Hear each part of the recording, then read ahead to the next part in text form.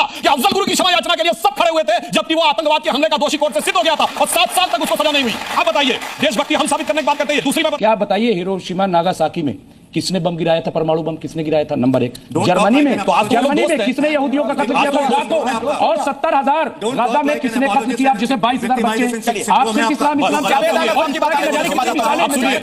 सवाल जो बुनियादी ये है कि जब से सरकार कांग्रेस की हो चाहे आपकी हो, जो माइनॉरिटी के जो रेशियो है, हम पिछले 10 साल से ये देख रहे हैं सर कि जो डेटा ये कहता है कि जो माइनॉरिटी का जो सुरक्षा और संरक्षण है उसमें सब कुछ छिपा हुआ है। मिसाल के तौर पे 12 राज्यों में माइनॉरिटी कमीशन की अपॉइंटमेंट नहीं है और देश में अप्रैल 2025 से हमारा नेशनल माइनॉरिटी कमीशन की जगह खाली है। दूसरा, मैं अपने मुल्क की बात कर रहा हूं और जो आपने कोशिश जो की है, जो धरातल पे जो कोशिश की है, जो विकास, सबका साथ, सबका विकास और सबका सम्मान, इसमें बहुत सराहनीय कदम आए हैं इंफ्रास्ट्रक्चर में। क्या हम इसी को उदाहरण बनाकर आगे हिंदुस्तान को नहीं ले जा सकते? हमारे मुल्क में अरसलान जैसे इलाका अभी आसाम से, उसने नासा ने उसको अवार्ड दिया है, सम्मानित किया है। और कल की रिपोर्ट है सर कि कश्मीर का एक 13 साल का लड़का AI में 13 एप्लीकेशन बना के दुनिया में नाम रोशन किया है। तो इस कीचड़ में भी कमल खिलता है जैसे आप खिले हुए हैं। यही मैं कहना चाहता हूं, जो बच्चा अच्छा काम कर लेगा, ये बताइए कितने सेक्युलरिज्म का सूरमा गया तक उसको बधाई देने के लिए।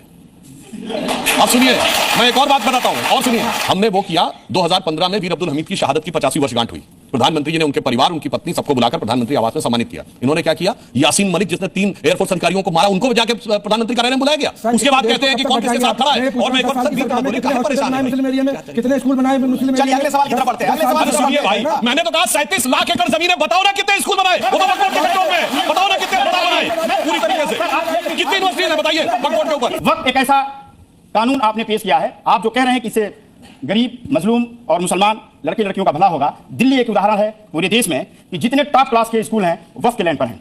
उसमें तमाम DPS से लेके जितने आपके लुटियन जोन में हैं वो सब वक्फ के लैंड पर किराया पर हैं। और वहाँ क्या है? मात्र सिर्फ 1 रुपये में है। पूरे सीजो कॉम्प्लेक्स है। देश के GDP में वक्फ का बहुत बड़ा हाथ है। और आप जो नारा लगाए हैं कि वक्फ से हम आगे बढ़ाएंगे, यकीन खाना आप पूरे हिंदुस्तान में देखेंगे उसको आगे बढ़ाना था। जो क्लेम है वो तो पार्लियामेंट भी वक्फ की लैंड पे है, राष्ट्रपति वक्फ की लैंड पे है। जहां कह दिया वो जमीन हमारी हो गई, इसीलिए वक्फ बोर्ड का एक्ट लाना पड़ा। और सर आप अपने टर्न पे बोलिए सर। और इनका तो वो है, केरल में मुनम्बम में क्रिश्चियंस की 400 एकड़ जमीन को वक्फ ने क्लेम कर दिया और उन सब ने लिख के भेजा सारे सांसदों को कि वक्फ बोर्ड में संशोधन इसलिए जरूरी है। यमुनानगर में गुरुद्वारे पे क्लेम कर दिया। तमिलनाडु में 14,500 साल पुराना मंदिर, यानी जब इस्लाम आया भी नहीं था हिंदुस्तान में, क्या दुनिया में भी नहीं आया था, वो भी वक्फ का हो गया। उसके हिसाब से आप वक्फ का होते करने की बात करते हैं।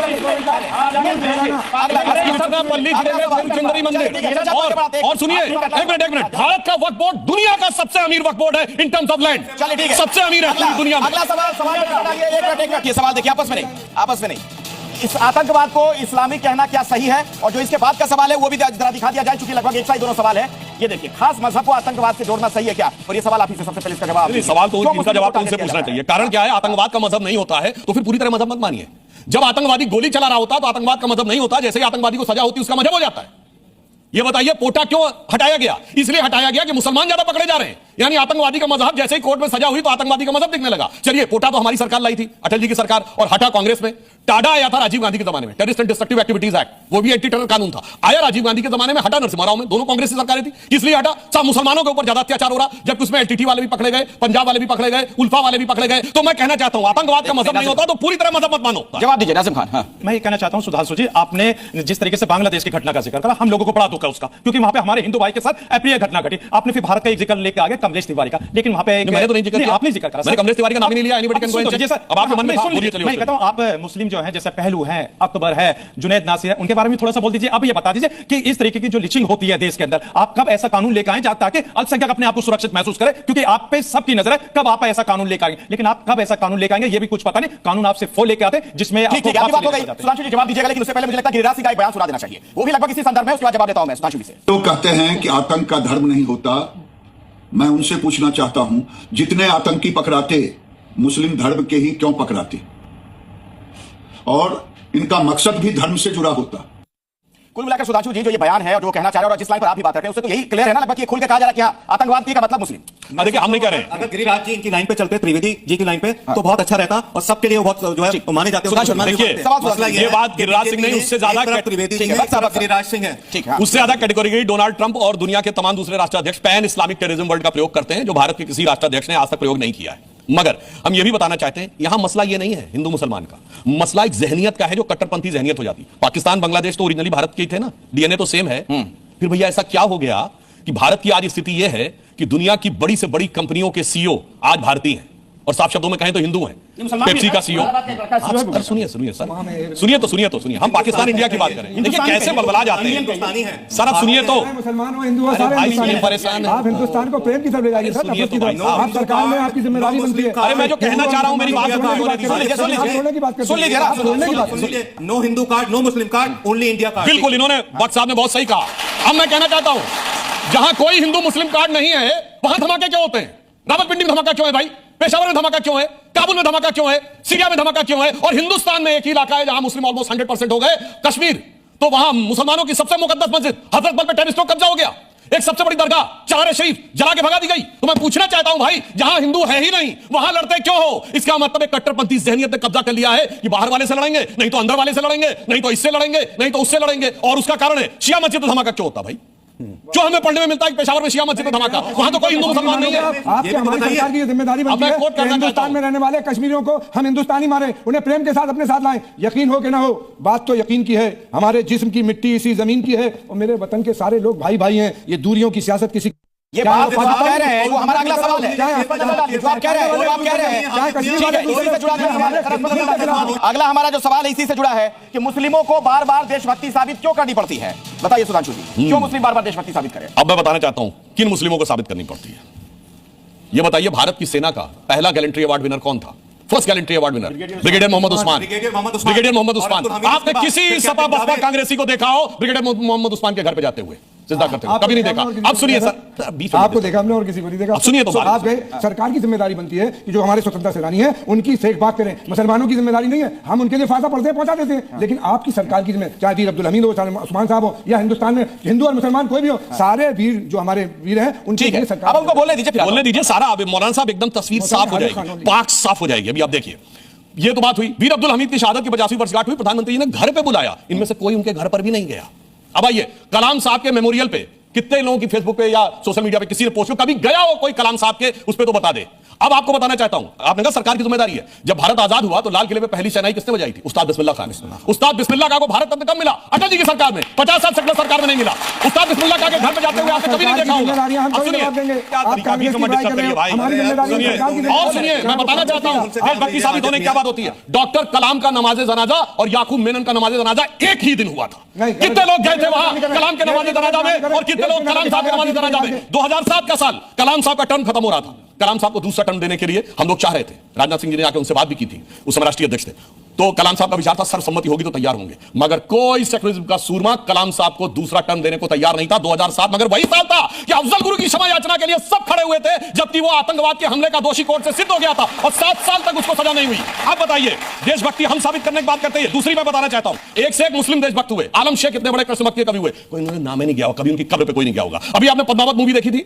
पद्मावत लिखने वाला कौन था? मलिक मोहम्मद जायसी, एक मुस्लिम था जिसने अलाउद्दीन खिलजी को विलन दिखाया और यह बताया राणा रतन सिंह की तारीफ की। मलिक मोहम्मद जायसी कब्र पे कभी कोई गया हो? और आपको पता वो कहां के थे? रायबरेली के रहने वाले थे। ये चिरियुआ भी कभी नहीं उनके यहां पे गए। और इसीलिए कहना चाहते हैं उल्टा आके ये अलाउद्दीन खिलजी को रहमतुल्लाह अलैह पता नहीं क्या क्या बोला है टीवी पे आकर। इसलिए मैं कहना चाहता हूं जो मुसलमानों में देशभक्त तबका है उसे आप ओन नहीं करना चाहते। सुधांशु जी, सवाल आपसे है, मुस्लिमों पर वंदे मातरम गाने का दबाव क्यों दबाव डाला जाता है? बहुत अच्छी बात है। आपको पता है कि वंदे मातरम पहली बार कब गाया गया है? कांग्रेस के सेशन में, कलकत्ता सेशन 1896, और उसकी अध्यक्षता कौन कर रहा था?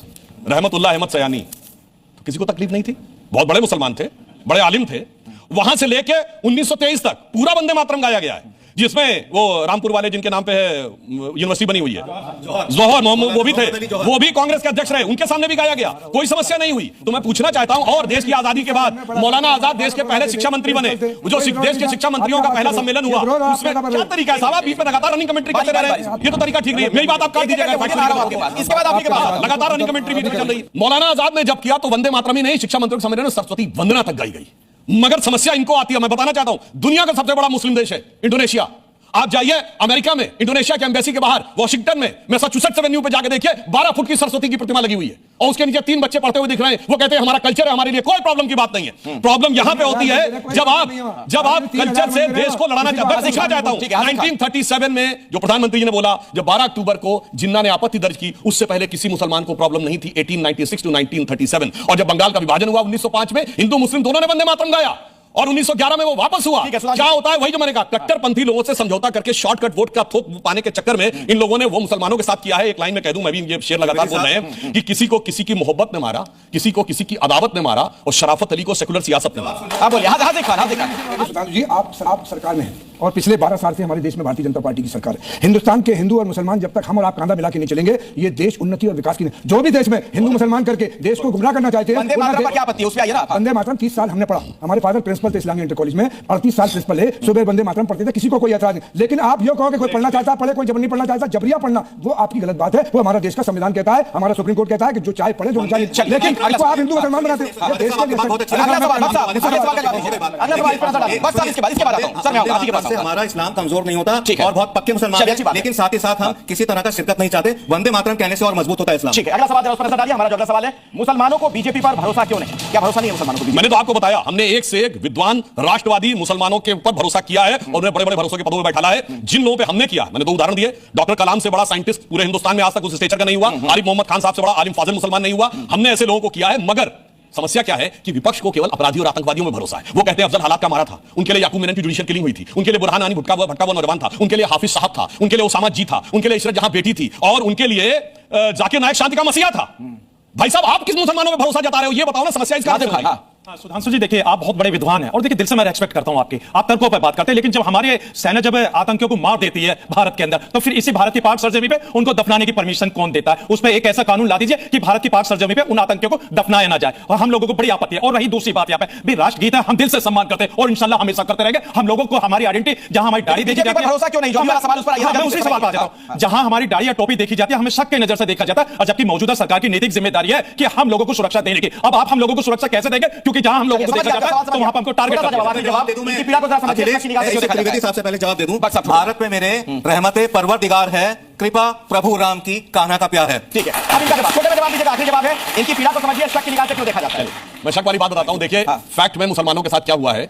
पश्चिम बंगाल में मुसलमान 30% है, सरकारी नौकरी में कितना है? 1.8। आज तक एक दिन भी बीजेपी की सरकार नहीं रही है। गुजरात सबसे ज्यादा हमारी सरकार रही है, मुसलमान है 8-8.5%, सरकारी नौकरी में 7%। सबसे ज्यादा ज़कात कहां से आता है? गुजरात के मुसलमानों से आता है, जहां हमारी सरकार कभी नहीं रही। अब उत्तर प्रदेश, जहां का मैं रहने वाला हूं, 1931 की सेंसस में, उस समय उत्तर प्रदेश की, क्योंकि वो जाति के आधार पर भी था, इसलिए एग्जांपल, उत्तर प्रदेश में रेट ऑफ लिटरेसी 8% थी। हिंदू समाज में सबसे पढ़ी लिखी जाति मानी जाती थी ब्राह्मण, 15%, राजपूतों में 13%, और आपको पता सईद मुसलमानों में कितनी थी? 24%, यानी एवरेज से 3 गुनी। मुसलमान ब्यूरोक्रेसी में 20% था यूपी में, और वहां से लेकर सच्चर कमेटी की रिकमेंडेशन आने तक तो हमारी सरकार नहीं रही थी। 6 साल अटल जी का छोड़ के 67 साल में 61 साल सेकुलर सरकार रही, फिर 1.5% पे आ गए। हम तो मजलूम हो गए, हम तो गरीब हो गए, हम तो ये हो गए। उसके लिए कौन जिम्मेदार था? 6 साल की हमारी सरकार या 61 साल की सेकुलर सरकार? इसीलिए मैं कहना चाहता हूं, एक असली जो मुसलमान दिल से जानते हो क्या बोलता होगा, ये जितने इन्होंने सेकुलर घाव किए हैं ना मुसलमानों के ऊपर, तो मैं एक सच्चे मुसलमान की तरफ से कहना चाहूंगा कि तमाम जिस्म ही घायल था, घाव ऐसा था, कोई देख ही न सका, रख रखाव ऐसा था। चलिए, इसी के साथ इस कार्यक्रम को यहीं समाप्त करना चाहूंगा, वक्त नहीं है। बहुत बहुत धन्यवाद।